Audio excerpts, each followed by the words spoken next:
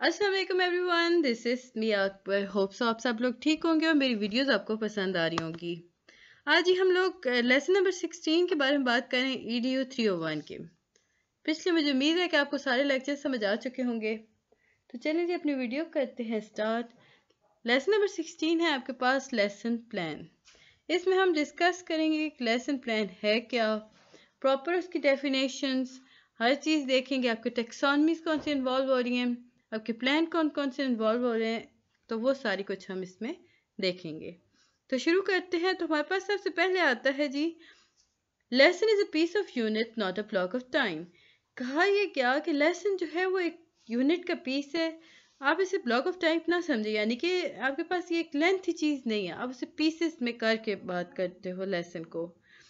For example, अगर आप decide करते हो ना कि आपने यूनिट ऑफ लाइट पढ़ाना है बच्चों को क्लास के अंदर, तो इसका ये मतलब तो नहीं होगा ना कि आप पूरी एक लेसन के अंदर सिंपल आप unit of light he discuss करते रहो। तो आपके लिए ज़रूरी है कि आप उस पूरे यूनिट को सर्टेन पीसेस में डिवाइड कर दो।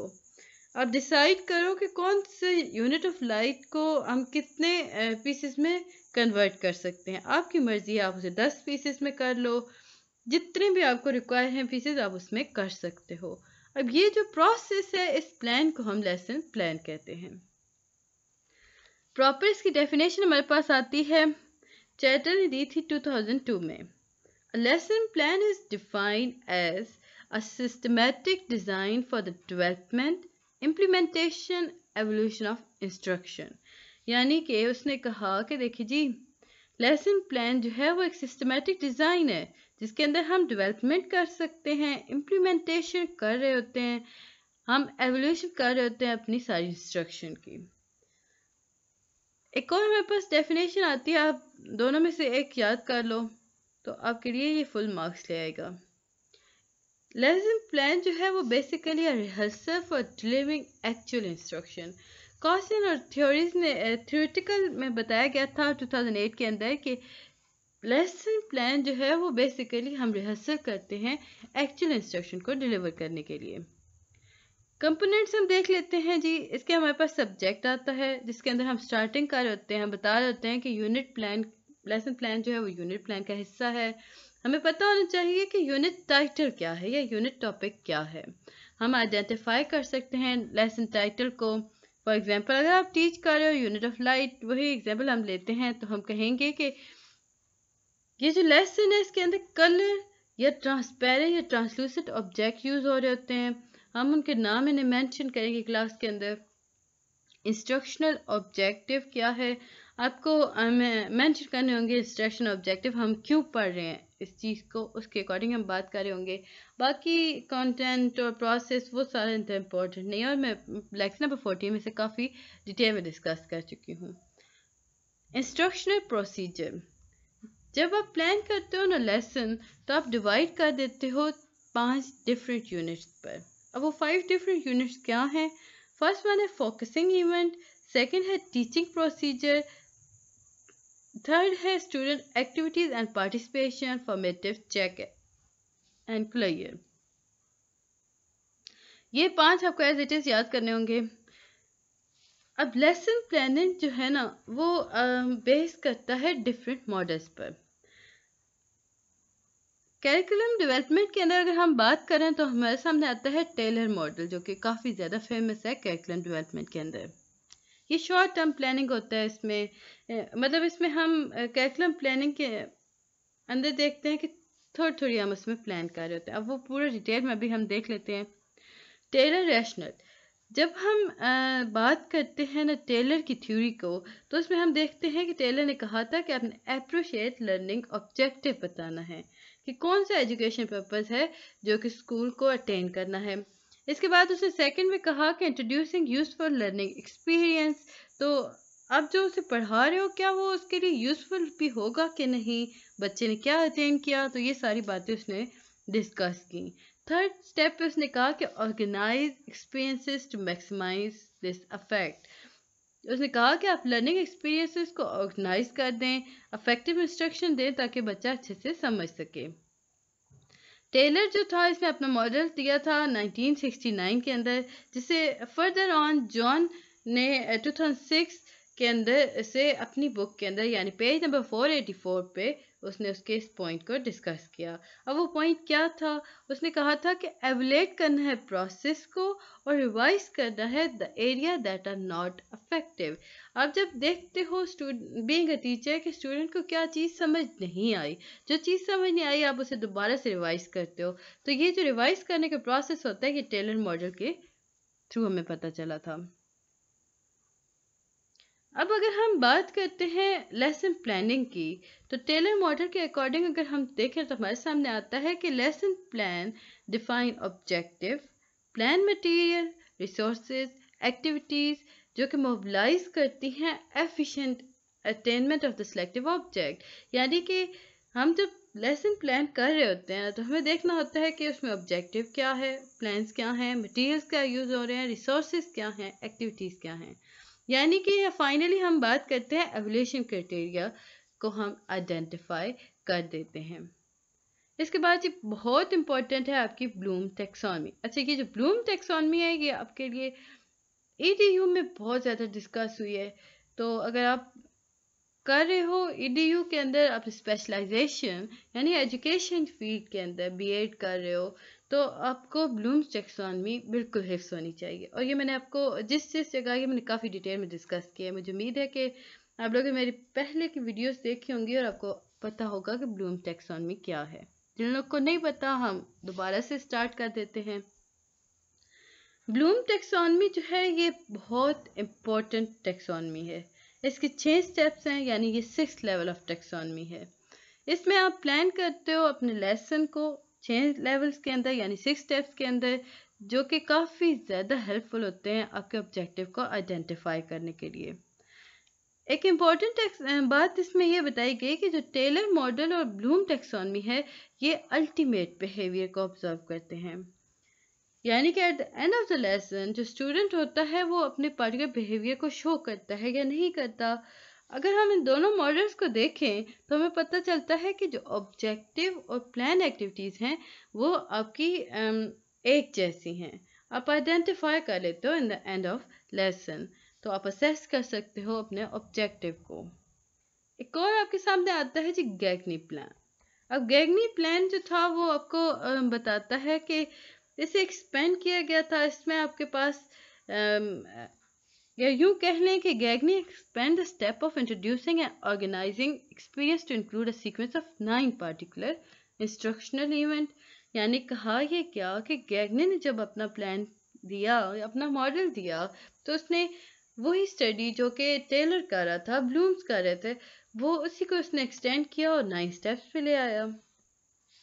उसने कहा कि जो इवेंट है वो उसकी स्टार्टिंग होती है गेनिंग अटेंशन और उसका कंक्लूड क्या हुआ, एनहांसिंग रिटेंशन एंड ट्रांसफर। अब प्रॉपर स्टेप वाइज अगर हम देखते जाएं तो इंटरनल प्रोसेस और इंस्ट्रक्शनल इवेंट के बारे में उसने अपनी थ्योरी दी थी। गैगनी ने उसने 9 स्टेप्स बताए थे। अब वो 9 इंटरनल प्रोसेस के क्या डिफरेंट स्टेप्स थे? इंटरनल प्रोसेस था रिसेप्शन, इंस्ट्रक्शनल इवेंट क्या था, गेनिंग अटेंशन। सेकंड उसने इंटरनल प्रोसेस बताया एक्सपेक्टेंसी। अब इसका क्या हुआ? इंस्ट्रक्शन फॉर इवेंट, उसने कहा कि ये informing learner of the objective. Third उसने बताया कि retrieve the memory, working memory, इससे हम स्टिमुलेट करते हैं, रिकॉल करते हैं अपनी प्रायर लैंग्वेज को। सिलेक्टिव परसेप्शन था इसके, जिसके अंदर हम प्रेजेंट करते हैं स्टिमुलाई को। सेमेंटिक इनकोडिंग, जिसमें लर्निंग गाइडेंस होती है। रिस्पोंडिंग एलिसिटिंग परफॉर्मेंस हो जाती है। रीइंफोर्समेंट हमारे पास आती है प्रोवाइडिंग फीडबैक। रिट्राइवल रीइंफोर्समेंट आपके पास असेसिंग इंफॉर्मेशन। ये जो 9 स्टेप्स हैं ये आपको बिल्कुल सही से याद होने चाहिए। यही चीज़ें यहाँ पे डिस्कस की गई थी। सो मैं अभी आपको बता चुकी हूँ, तो इसे दोबारा से हम नहीं डिस्कस कर रहे। आगे आपके पास क्वेश्चन आता है कि why to plan a lesson. देखिए टेम्पलेट जो होते हैं वो डिज़ाइन किए जाते हैं for intention of scaffolding and thinking. या यूँ कह लें कि आप होगे प्रॉपर वर्डिंग के अंदर कि templates are designed with intention of scaffolding the thinking skills and attitude of pre-service teacher.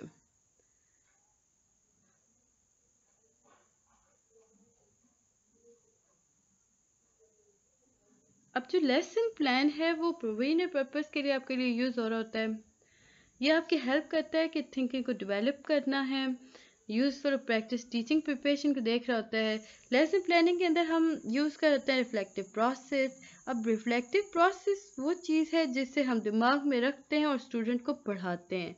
यानी कि हम देखते हैं कि हम जो चीज़ पढ़ा रहे हैं आया बच्चे को समझ आई है या नहीं। तो ये सारी प्रोसेस यहाँ पे डिस्कस हुआ। नेक्स्ट स्टेप आपके पास आता है कि it allowed teacher trainer to understand the thought process of their student teacher. Lesson plan से हमें पता चलता है कि आप आइडेंटिफाई करते हो इजीली कि कौन से student are investing their thinking skill more and which are not participating. यानी कि हमें इससे पता चलता है कि कौन सा स्टूडेंट जो है वो ज़्यादा से ज़्यादा उस पर फोकस कर रहा है और कौन सा क्लास में अटेंशन नहीं है।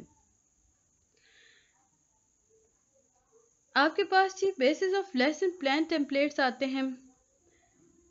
3 आपको रिसर्चर्स प्रोवाइड किए गए थे। फर्स्ट वन था हंटर, सेकंड था John and first was true. अब जो हंटर था वो यूएसए से था, जॉन जो था वो आपके पास आता है जी यूके से, और ट्रू जो था वो कनाडा से था।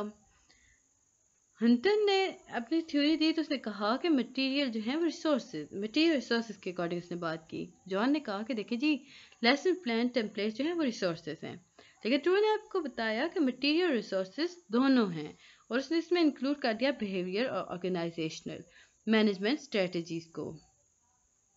फिर आपके पास आता है एंटीसेप्टेड सेट, यानी कि आपको स्पेसिफिक स्टेटमेंट दी जाती हैं, एक्टिविटीज दी जाती हैं जिससे आप स्टूडेंट के अटेंशन को अटेन कर सकते हो।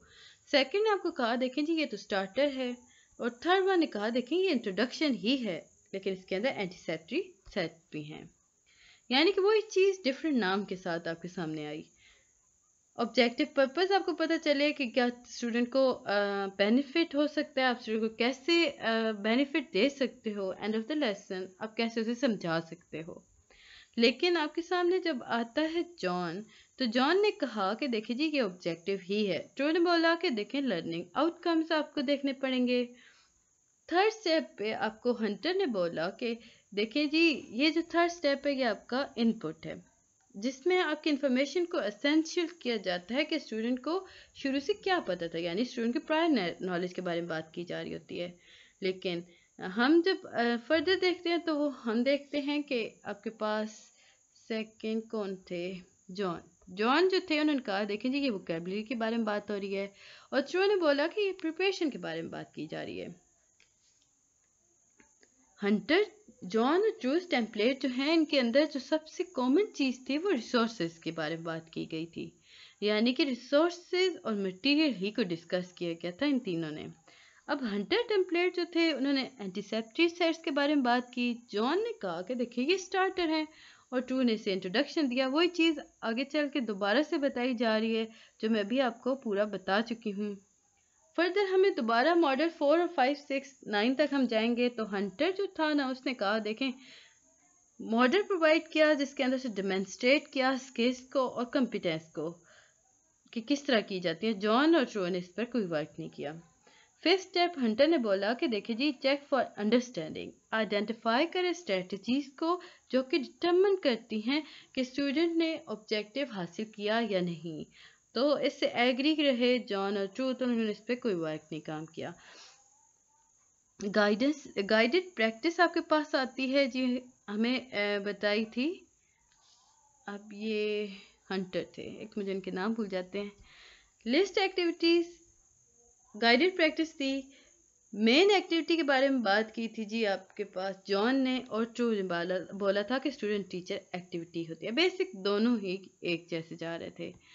क्लियर के बारे में बात की गई, उसने कहा देखिए जी असेसमेंट ऑफ आउटकम बहुत ज़्यादा ज़रूरी है, और अगेन ट्रू ने क्लियर ही के बारे में बात की। इंडिपेंडेंस प्रैक्टिस के बारे में हंटर ने बात की थी,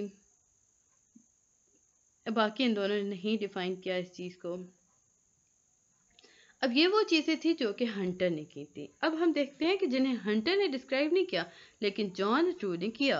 हंटर ने ग्रुपिंग के बारे में कोई बात नहीं की लेकिन जॉन ने की, और ट्रू ने उसे एक्सटेंशन कहा। डिफरेंशिएशन के बारे में बात हंटर ने नहीं की। एडॉप्टेशन के बारे में ट्रू ने बात की, यानी कि नाम डिफरेंट कर दिया, चीज़ वही रही।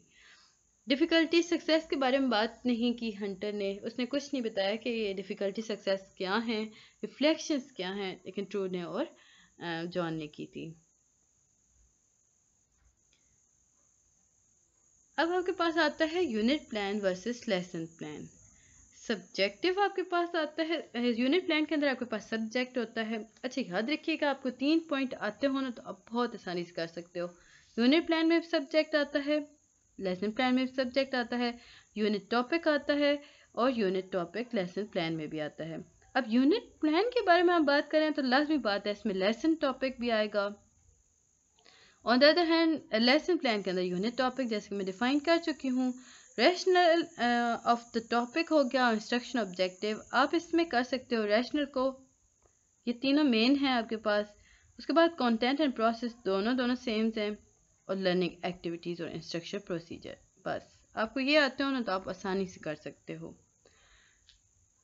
अब अगर हम देखते हैं कि इंस्ट्रक्शन प्रोसीजर के अंदर होता क्या है, आप फोकस करते हो इवेंट को, टीचिंग प्रोसीजर के बारे में बात कर रहे होते हो, स्टूडेंट एक्टिविटीज़ के बारे में बात कर रहे होते हो, फॉर्मेटिव चेक्स के बारे में बात कर रहे होते हो, एवोल्यूशन और असेसमेंट के बारे में आप बात करते हो। मुझे उम्मीद है गाइस आपको ये सारी चीज़ें समझ आई होंगी। काइंडली मेरे चैनल को लाइक और सब्सक्राइब ज़रूर कर दीजिएगा। तो ये था जी लेसन नंबर 16। मिलते हैं नेक्स्ट लेसन में, तब तक के लिए अल्लाह हाफिज़।